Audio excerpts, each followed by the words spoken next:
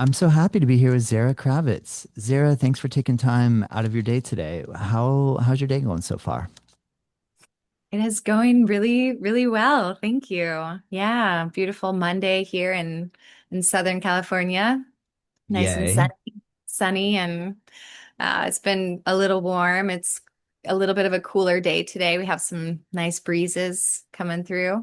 Very cool. Are you originally born and raised there?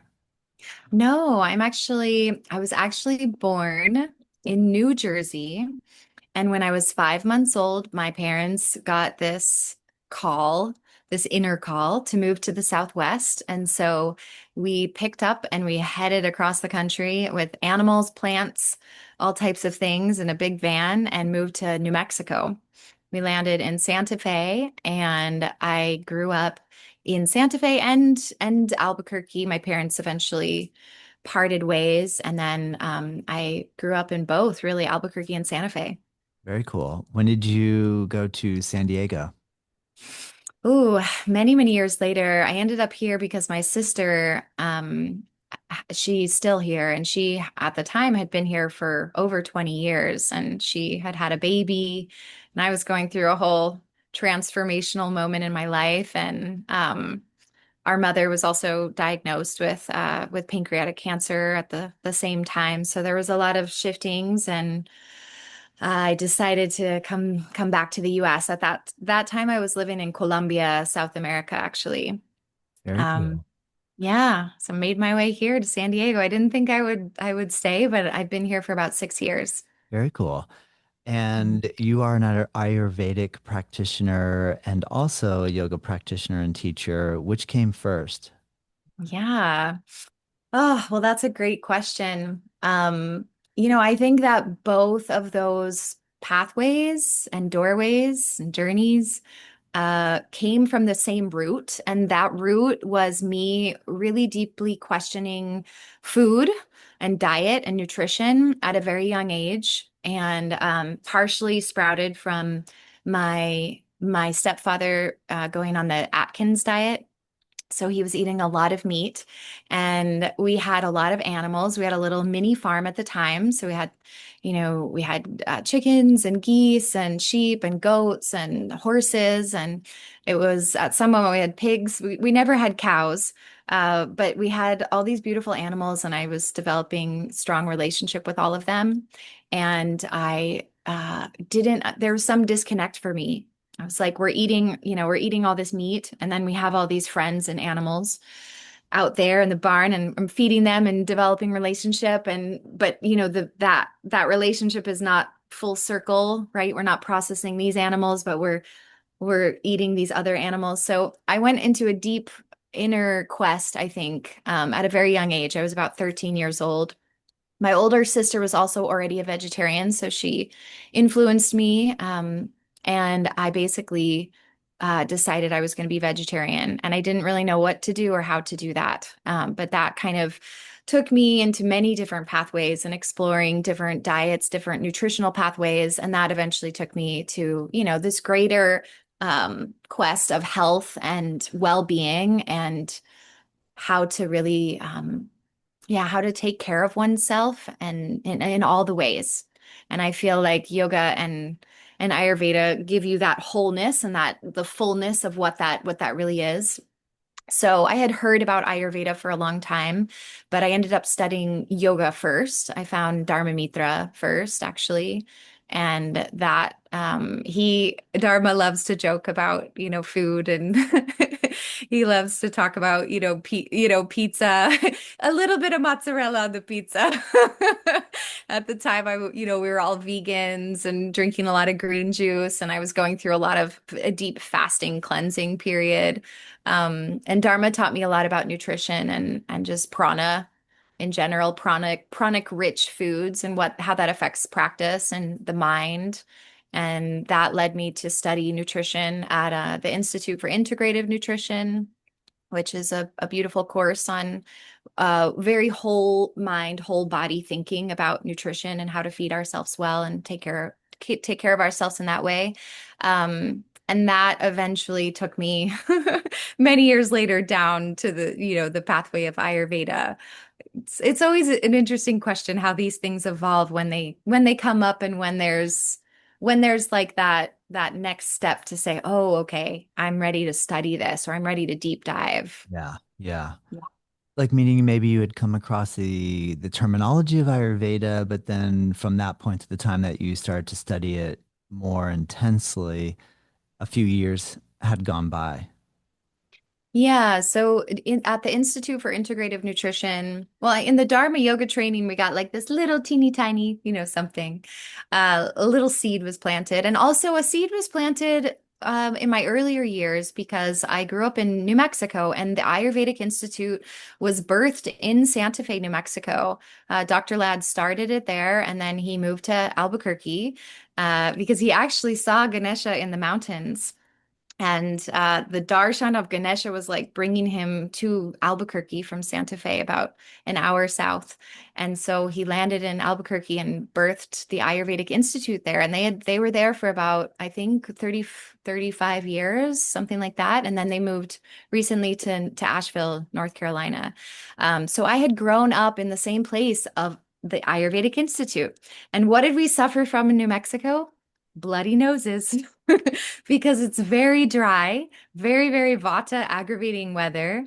And so my stepmother actually used to buy the nausea oil and she used to make me put it in my nose. And it helped. It helped so much because my nose was so dry and I was really suffering for a while when I was a young child, and the nausea really helped. So that was another little seed that was planted. And then when I studied at the Institute for Integrative Nutrition, Dr. John Douliard, who runs the Life Spa. He's an incredible Ayurvedic doctor, bridging a lot of ancient Ayurvedic medicine with modern forms of thinking and modern, approaches to medicine, to health, to biohacking, all of that. And he really bridges a really nice gap. And he was one of our teachers at the Institute for Integrative Nutrition, so he planted another seed in my heart. And then I was doing a lot of health counseling for many years. When I moved to Colombia after being in New York for many years, I moved to Colombia, South America, and I was helping a lot of people nutritionally there. And that brought me to a place where I felt I wanted more. I wanted to offer people more than what I could give. I kind of hit a wall, I guess you could say, in like my own inner process of like understanding how to really take care of oneself. And I felt like there was this higher call to study Ayurveda, and that's when I made the decision to do it. It was a big decision because I was pretty rooted in Colombia at the time. Gotcha. And that took you then back to Albuquerque, and that's where you studied with Dr. Lad prior to his move to North Carolina. Is that correct? Yes, yeah, Got that it. is Got it. correct. What was that Yeah. like? Because I've always heard so many great things about him and how incredible he is. What was your experience there studying in Albuquerque with him? I mean, just so special. That time of my life was very, very powerful. It was, it was multi-leveled, powerful. I think these things always are, partially because I was able to go back to my home place, right, where I grew up, and live with my mom and really deepen my connection with my mother before she passed a few years later. I started studying in 2016 through 2018, and I lost my mother in 2020. So it was really interesting because my life gifted me this beautiful 2 years with my mom to really deepen relationship and study Ayurveda. So I was gifting my mom all this like wisdom and all this beauty. And she actually was even able to receive a consultation directly from Dr. Ladd and sit with Dr. Ladd and receive his love and darshan as well. Um, yeah, so the institute was at a very, I think the Ayurvedic Institute had always been through a lot of things. People always people would call it the karmic washing machine. So you would step into it and it's like, well, what year or have you stepped into? And people would talk about, teachers that have been there in the past and what had happened and what had gone on, and then, what you were passing through at that moment and what kind of transition. And we definitely went through a big transitional time at that moment. My first year was spent with a set of teachers that then ended up leaving. And then we got like this new set of teachers that came on for my second year. So, it's beautiful. Dr. Lad is an incredible being. He's so magical. He's so pure. He just embodies yoga and Ayurveda to its fullest, its purest. And we had so much intimate spaces with him. It was so magical. My first year, our class was bigger. I think we were maybe like 25 people, and half the year he's in India, and you learn from other teachers, and then he comes and he gives you, the second part of the year. And then my second year, I think there was only 12 of us, and we would sit with him and be in the Panchakarma spaces with him. So people would out from the outside world would come in to do the detoxification programs with him. And we were his like right hand women and men, fellow yogis, helping him, serving him, taking pulses, looking at their astrological charts, recommending herbs that we thought could be good. We had a really deep, intimate relationship and space with him, and we spent many pujas with him. And it was just such a sacred time. It was such a transformational space. When I go back and uh, well, let me say when I have struggles, when I have moments of struggle and big questioning, I guess, within, I go back to that time and I feel at peace again. It brings me a great amount of peace. And That's so cool, yeah, Sarah. I love hearing all that. I've heard so many great things, so it's nice to hear your experience, and that was so positive. I'm yes, I'm it was curious. really awesome. I'm curious because you had made mention that you felt like you had hit a wall in relation to what you could offer your clients through the training that you initially had with nutrition. And then what do you feel like Ayurveda, like what do you feel broke that wall down, and what part of Ayurveda made it seem like you now had more to offer? Because you just made mention that in the process of doing a consultation and maybe feeling for someone's pulse and then also looking at their astrological chart, like that right there already implies that there's a bigger, more well-rounded, perhaps, look at what could be affecting an individual. So I'm curious if that's what Ayurveda did for your nutrition training to kind of like open up more avenues of things to look for when seeking solutions for the people that you work with. Absolutely. Yeah. I think the Institute for Integrative Nutrition is beautiful because it gives you so many different viewpoints, a lot of different worldviews on nutrition. And so we learned about raw food, we learned about raw milk, we learned about, all these fad diets as well, and also a little bit of Ayurveda. And it was a beautiful it was like a menu, I could like look through and kind of touch and taste these different forms. And at the time, because I was a pretty devout vegan at the time, and even a raw foodist for a moment there, it was very specific who I could help and how I was helping.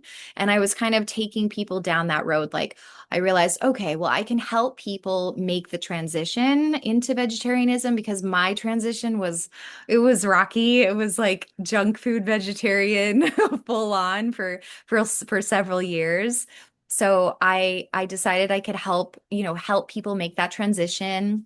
Um, and then I could help them, empower them in whatever that is, right? Like how, great, delicious vegan recipes, how to substitute for things, for animal products.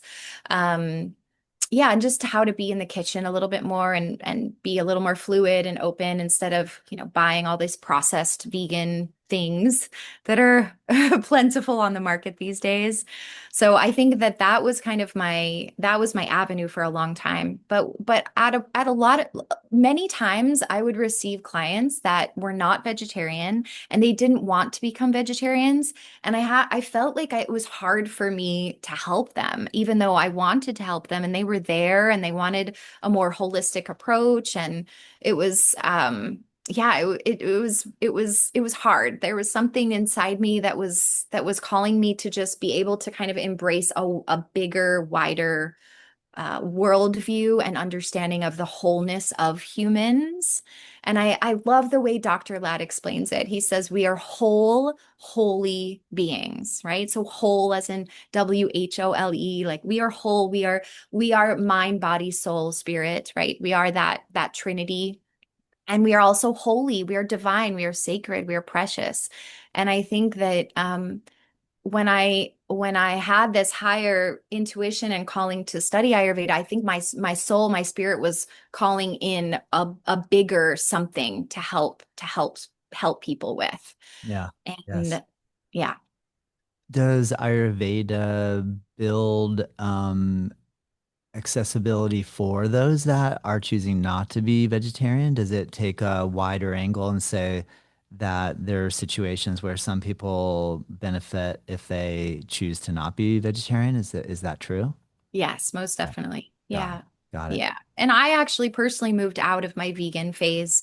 Um, through a few different avenues. What the first was ghee, actually developing really sacred relationship with ghee. I found this beautiful farmer, a dairy farmer in our area in Albuquerque, and I would go buy his butter, and then I would on every full moon, I would be with my mother and we would chant to the butter and we would churn it and we would take out the impurities on the top and we would chant and we would make ghee together every full moon. And it's part of what we were doing at the Institute as well. And it was very healing because again, New Mexico is so Vata aggravating. It's such a dry, arid place that I was really dry. My skin was dry. I was suffering from constipation, cracking and popping joints. It was hard to concentrate sometimes. There was anxiety. All these Vata things were very high. My mom was also dealing with a lot of Vata.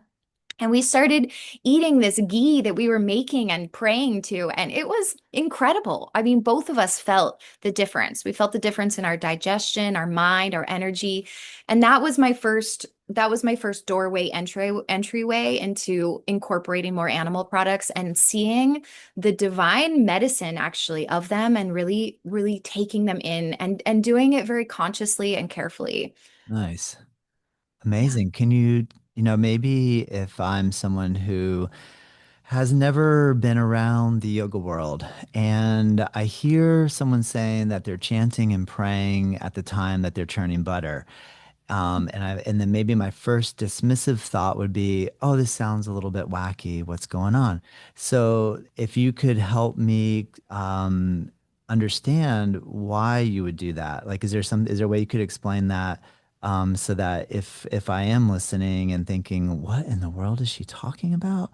Can you tell me what sort of process you believe occurs when you make the food process almost like a ritual or a spiritual endeavor?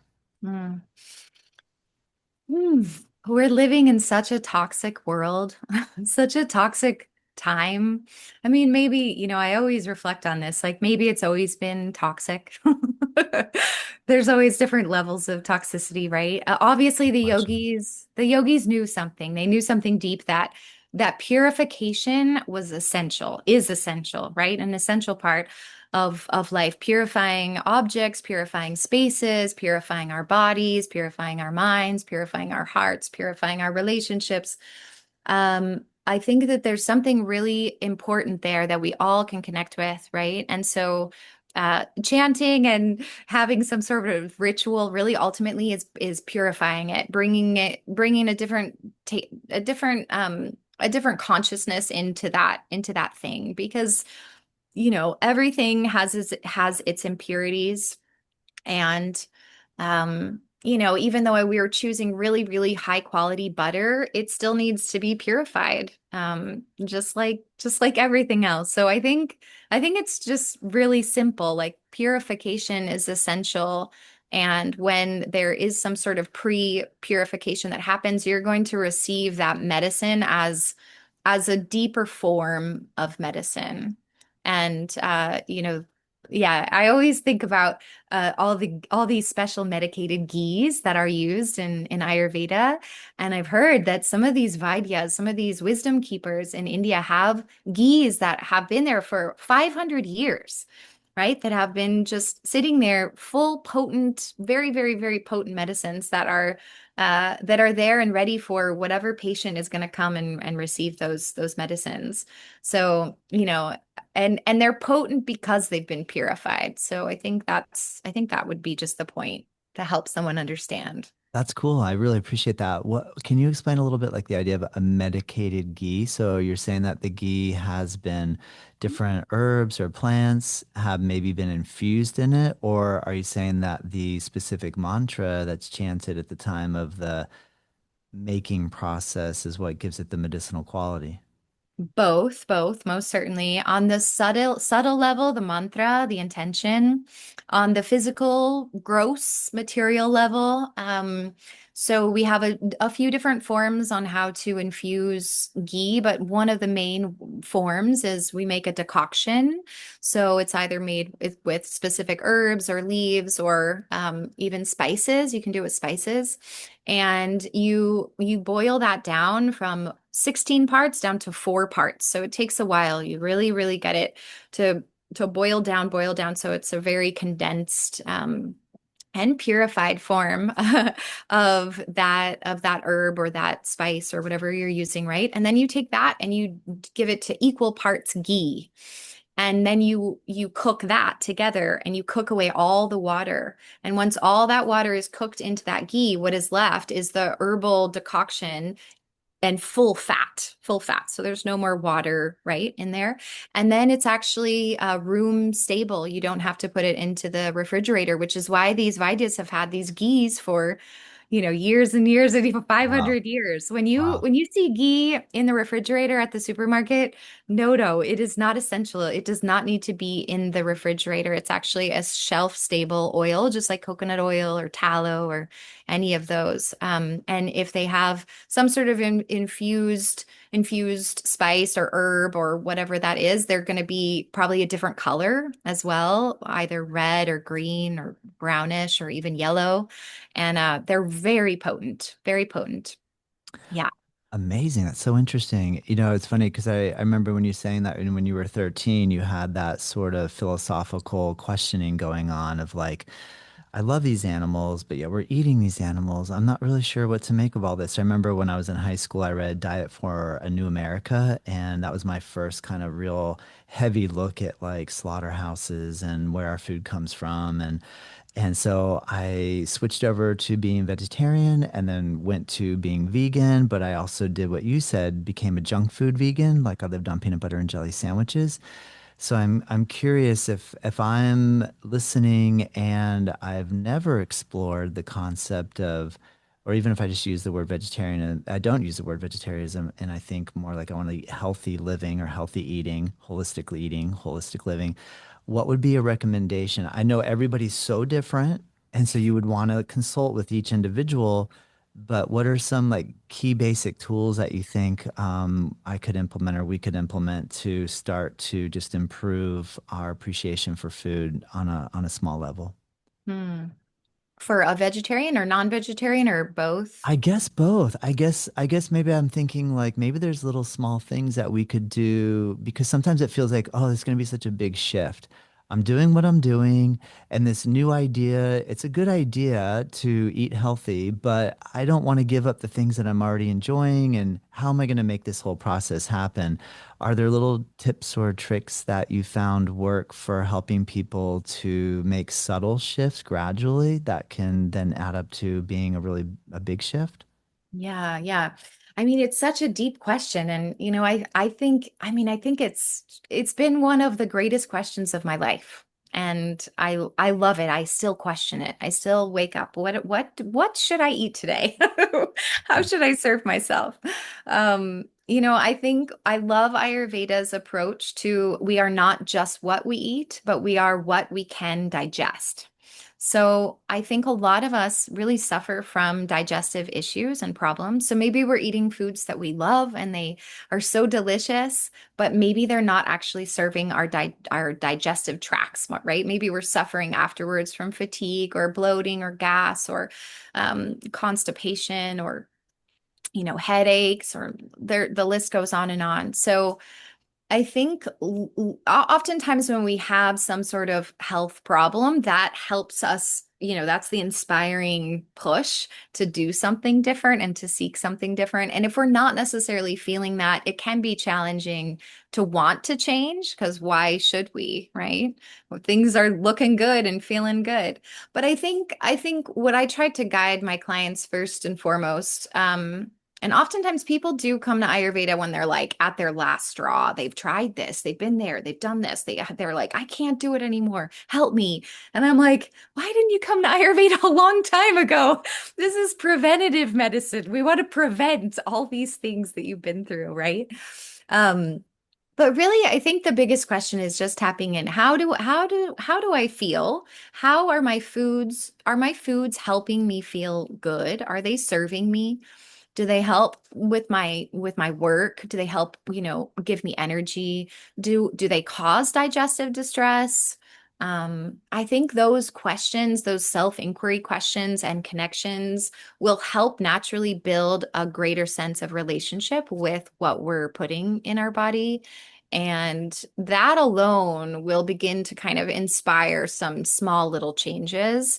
Mm. Tapping into like, am I hungry? Am I actually hungry right now? When did I last eat? Am I eating in regularity? Am I listening to those inner calls?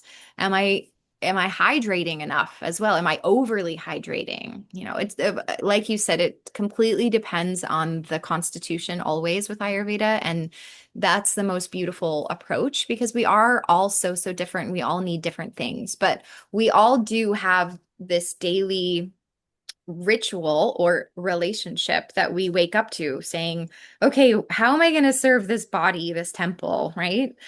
Does water come in first? Does coffee come in first? Am I going to the bathroom in the morning, or am I struggling to do that all morning long? Am I starving in the morning and I need a really big hearty breakfast, or do I not get hungry until noon, when the sun is at its highest? And so I think just asking yourself that question first, like, how do I feel? And does this thing serve me? Is it helping me feel good? Is a good question for all. Yeah, great answer, Zara. That's cool. I think what I notice personally is that if I don't do any preparation and then I get really hungry is when I want to grab, I don't want to say fast food, but like, pretzels or like something that's like fast. I can just eat. And so I'm curious how sometimes I feel like when I was going through like really trying to when I try to eat really well, the more I prep and prepare and plan, the more successful I can be. Can you give us any tips or strategies for prepping but not having it rule our entire existence? Absolutely. Yeah. I think going to the farmer's market is amazing. If you don't go to the farmer's market or connect the bioregional, season of your area, I really invite you all to do that. It is just so amazing. Every Saturday I go to my farmer's market and I get to just tap in and connect to what feels good, what looks good to my being, right? My heart, my mind, my eyes. So, I get to see what's in season. I get to see what looks like literally looks good. When we go into our typical grocery store, everything is shiny and bright and supposedly, quote unquote in season, and it's not, right? We don't have accessibility to everything all the time. I mean, we do, but that's really not the way that it should be. We should really be tapping into our local environments and what's available seasonally. And when we do that, that will naturally just inspire recipes, recipe ideas. It will inspire your hunger, a natural sense of hunger, because you'll be seeing those things like, wow, that's in season. Cool. Like strawberries are coming back right now, for example, in California. And I've really missed strawberries. I mean, strawberries have been on the shelf all winter long, but they've been literally $10 for a box and they're coming from Mexico or wherever. And so, of course, I don't buy them, but now they finally are coming back to the farmer's market and they are so sweet and so red and so beautiful. And that makes my heart just so shiny. I've been, eating a lot of apples and a lot of pears and a lot of citrus. And so now I'm excited about the berries. The berries are gonna start coming. The stone fruits are gonna start coming. Um, so I think that will help people if you can't go to a farmer's market. Even checking out a CSA, a community supported agriculture, could help. They'll send you a box, or you pick up your box, and that will be connected to some sort of local seasonal availability. And then you can check out recipes, recipes for, strawberries, for example, or, butternut squash recipes. What are all the different things I could do with butternut squash? I can roast it. I can make it into a sauce. I can put it in my smoothie. I mean, there's a lot of different things that you can do with it. You can do with all these things. So that was one little tip I would give. Yeah, that's a great idea. That's so interesting to think that if we're eating foods that are not a part of the season in the area that we live, I guess I wonder how much that affects us. Mhm. I mean, and that's really fascinating just even to think about the fact that probably I don't know what the percentage of Americans and or anyone around the world in a fast-paced society, like when we really look at like what we're eating, if I like live on pizza for 5 days straight, like that really is like crazy to think about like how that would affect me as compared to you purchasing some strawberries and fruits that are actually being grown in the local area. Surely that has to have a huge effect on our mind and our mood and our overall health. Absolutely. Yeah. And the seasonal living, the seasonal connecting, the seasonal kind of ebb and flow of relationship, it's going to serve you so much deeper. And it's because your body's going to recognize, it's going to recognize in a way what is available in your bioregion, in your surrounding kind of environment, right? What's close to wherever you're living. So when we're bringing things all the way from across the world, right? And then we're ingesting those things. I do always wonder, like, will my body recognize this? Will my body connect with this and be able to receive the medicine of this thing?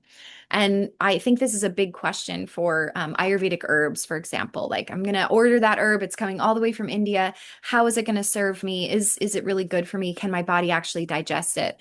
And I think one of my personal approaches to Ayurveda is to actually bring it a little more local and use the herbs and the spices and the things that are more here around my area or that can thrive and can grow here, which I'm in Southern California, so I am lucky. I do have access to a lot of things that are really close, but I do think that there's something about our body, our mind, our beings recognizing things that are locally grown, seasonally grown. I think we can digest them better, receive their medicine Mm, better. that's fascinating.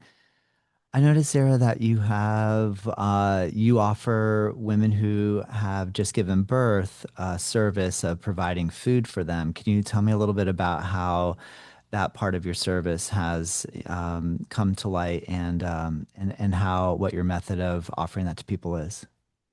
Yeah. Well, that was birthed from just planning my own postpartum. I had learned about postpartum care at the Ayurvedic Institute with Dr. Lad and some of the teachers, and I was always very interested in what that is. And you can deep dive into that. You can actually just study postpartum care in Ayurveda. It's a really deep, it's a really deep pathway, and just it's just a beautiful service for mothers. And I felt attracted to it, but I hadn't become a mother yet. So, I hadn't gone through that great initiation.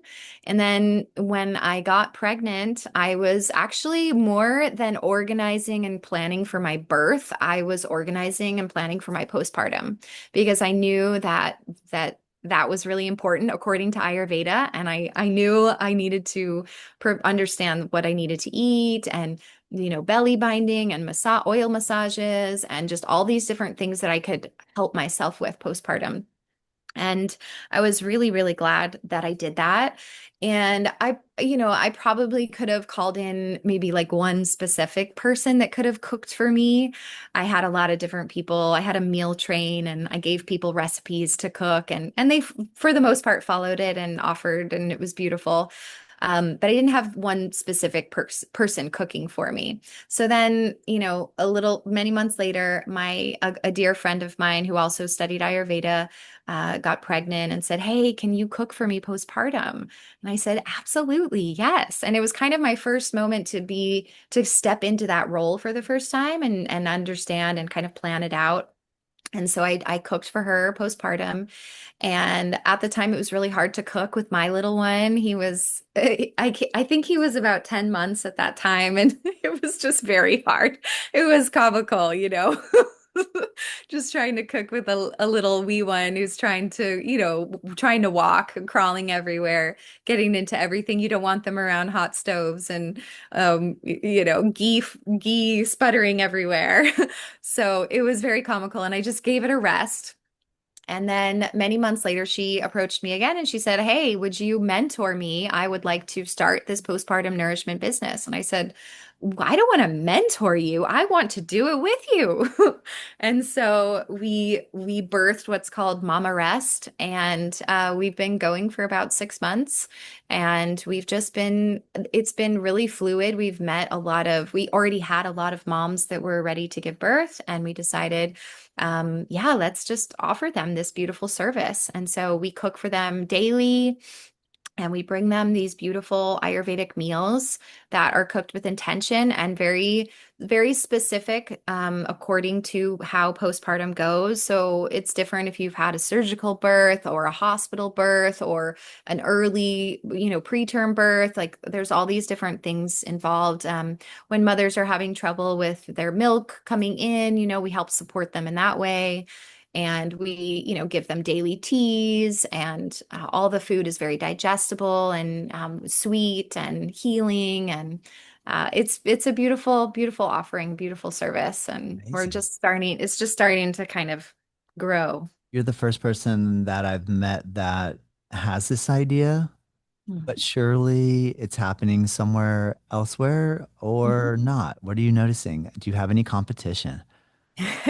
Well, locally we do not. There is another person that is doing it maybe an hour from us, but she Okay. actually packages everything. It's pre-packaged. It's not uniquely designed for that mama.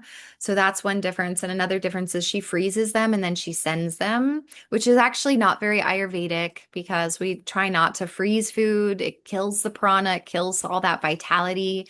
And it can be very aggravating for Vata, and Vata is very high postpartum, so we don't want to have Vata go even higher because of the food. We want everything to be soothing and grounding and calming. So yeah, we don't have any competitors right now.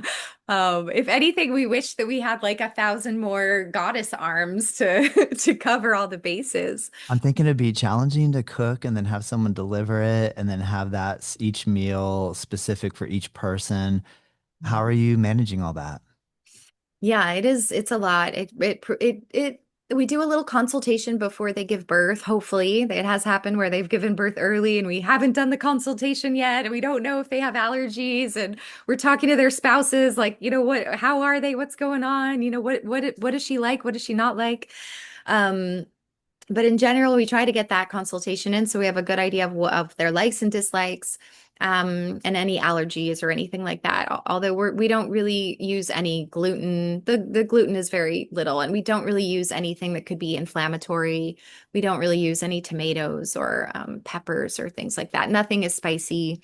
Um, so yeah, I think we plan it a lot. We have some basic things that are already kind of set, and then we kind of adapt those accordingly. And Ayurveda again has it very mapped out in a specific way. So those first few days, everything is very oily and soupy, easy to digest, generally sweet. It's sweet foods. Then we start to incorporate a little more salty things, then slowly some more vegetables. So it's very it's already kind of written in the texts, you could say, and we are just adapting it specifically to the mom in need. It does require a lot of pre-organization and all that, but it's it's actually become it's pretty fluid and it's not as complicated as it might sound. That's cool. Well done. Well done. I love the fact that you're entrepreneurial natured and coming up with a new idea and a new business model. That's so cool. Can you talk a little bit? I noticed that you also teach, and so the website for that service is mama-rest.com. And then I also noticed that you teach yoga in the Vista and or San Diego area. Can you talk a little bit about what your passion is in relation to teaching yoga classes? Yes, yes. Well, I studied with Dharma, with Sri Dharma back in 2008. And at that time I had been shopping. I've been shopping for a teacher for a while and a lineage, I guess you could say.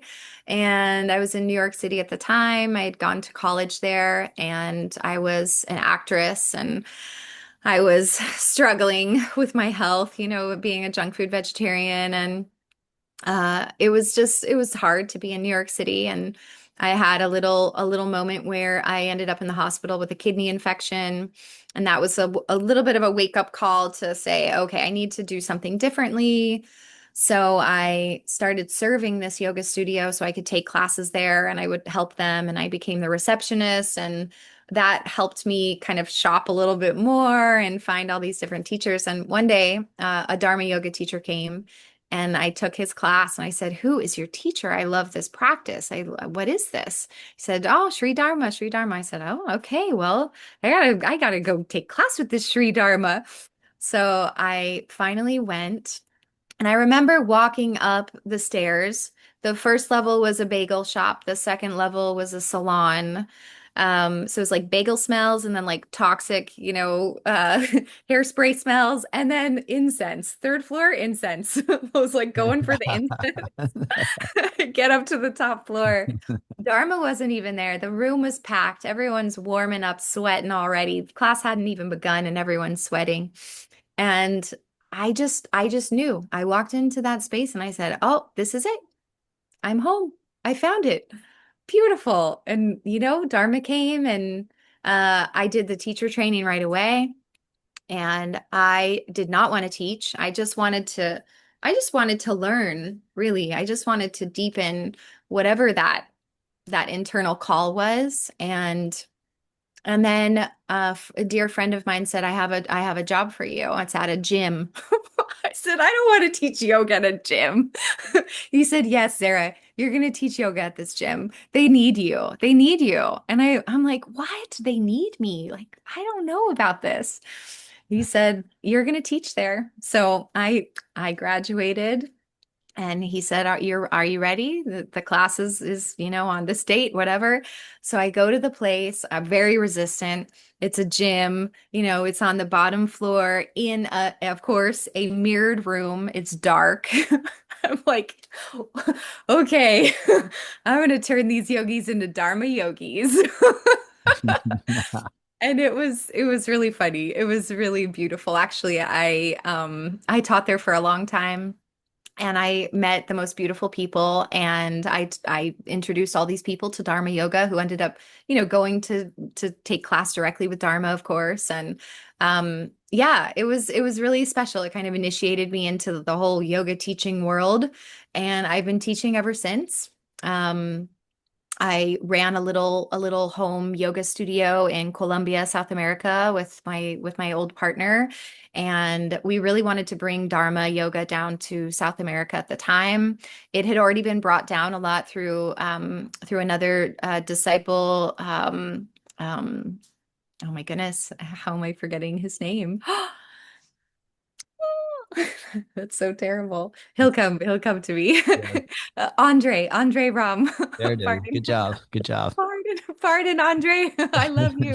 Andre, he had brought a lot of beautiful souls down to South America. He brought Dharma actually down to South America to do a teacher training, and there was a lot of Dharma yogis down there, and we were teaching and doing lots of retreats and things like that. And I would go back to New York to be able to study with him. And yeah, I'm still teaching today. When I got to San Diego, I was looking desperately for Dharma yogis.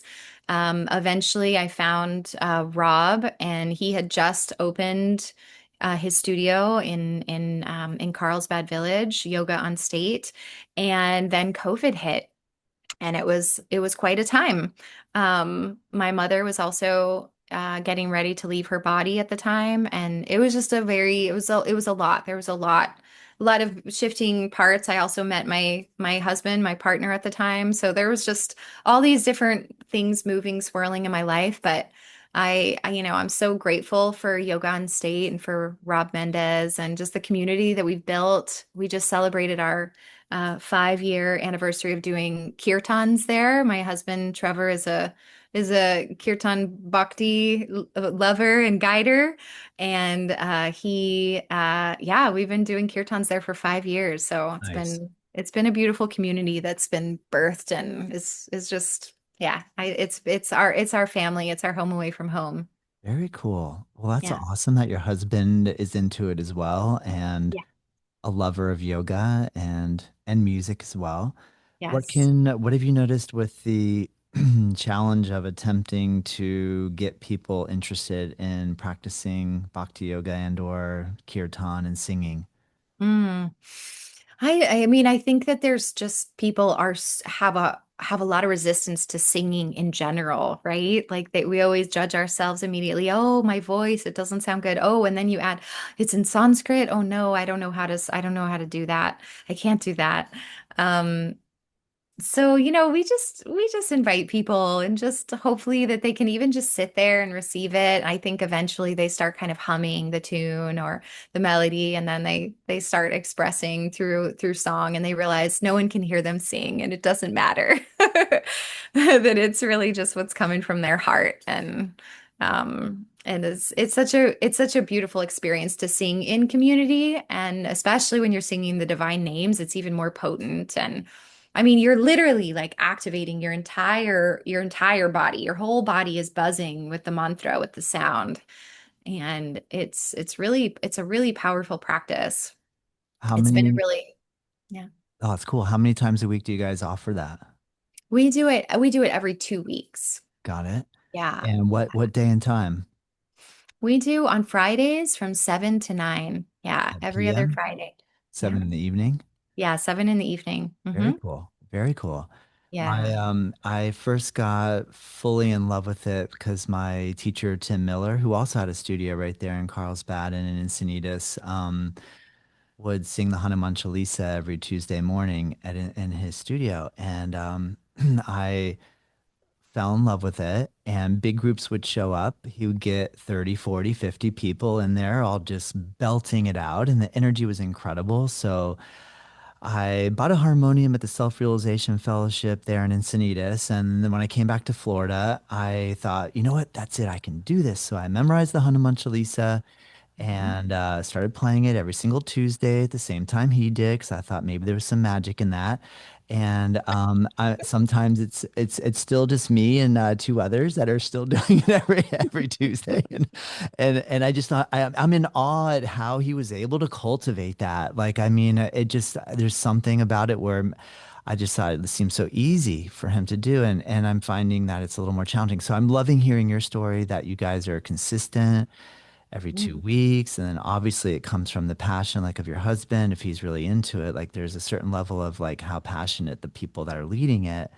obviously helps get people enthusiastic and excited. But I'm glad to hear you also notice that getting people to sing is not so easy. And like the whole Sanskrit thing, so there's a couple of barriers to entry, but that's cool that you guys are doing that. I really respect that.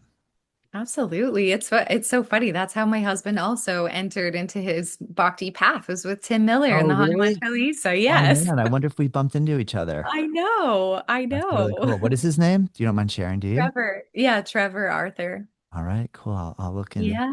All right. Yeah. Well, we'll I just mean, make the sure. Hanuman Chalisa is a staple in our household. And when Nice. I that's actually how Trevor and I met, because he chanted the Hanuman Chalisa at this beautiful gathering this other Kirtan gathering that happens still at the Soul of Yoga, and another studio here. And he chanted the Hanuman Chalisa, and I had just come back from Colombia, and I was like, "What? You're chanting the Hanuman Chalisa at a Yeah. Kirtan, and Yeah. people know it?" I looked around And the room people like, know it. Yeah. "People know it here? Like, Right. what is going on? These are my people."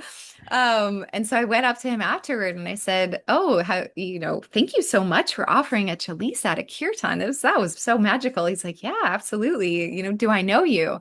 I'm like, "No, you don't know me." I'm like, "Aha, pickup line. Haha. You don't know me." Well, it turns out he actually did recognize me. We went to the same college 14 years before in New York City together. Wow. We graduated the same year. We were both transfer students. I'm sure we passed each other in the hallway, but New York City as your campus it's a little, Never actually scattered. officially met each other, but then you piece it together through that conversation that you guys maybe probably that came later, obviously, right? We pieced it together. Well, we pieced it together because we just became friends on social media and saw, "Oh, you graduated from Eugene Lang College. Oh, what year? Do you know this person? Do you know that person?" And we Oh, how realized that he cool. had seen a play that I was in.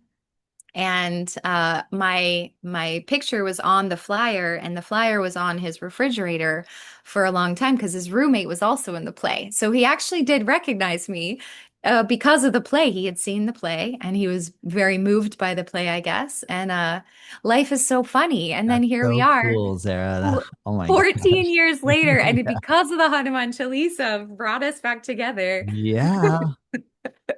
There is some magic there. Oh my There is. gosh. How cool is that?